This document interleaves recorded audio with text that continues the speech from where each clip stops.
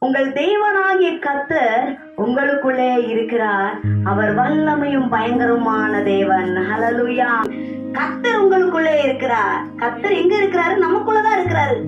Daily பாட்டு பாடி தேவனை துதிக்கிறோம். அதிகாலையில எழுப்பி தேவனை ஆராதிக்கிறோம். நடந்து போகும்போது ஸ்தோத்திரத்தோட போகிறோம். நம்ம பிரயாணம் பண்ணும்போது துதி வாயில இருந்து கொண்டே இருக்கிறது. தூங்கி முழிச்சா ஸ்தோத்திரப்பான்னு சொல்றோம். பல விதங்கள தேவனை துதித்து மகிழ்ந்து கொண்டு இருக்கிறீங்களா? உங்களுக்குள்ளும் எனக்குள்ளும் தான் கர்த்தர் இருக்கிறார். அவர் எப்படிப்பட்ட கர்த்தர் தெரியுமா?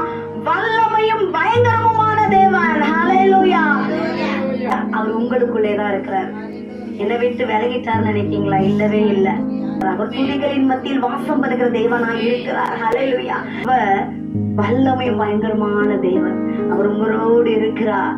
சில நேரம் அவர் பயங்கரமான தேவன் தான். எப்படி தெரியுமா? நம்ம வழக்காளிகளோடு அவர் வழக்காடுவார்.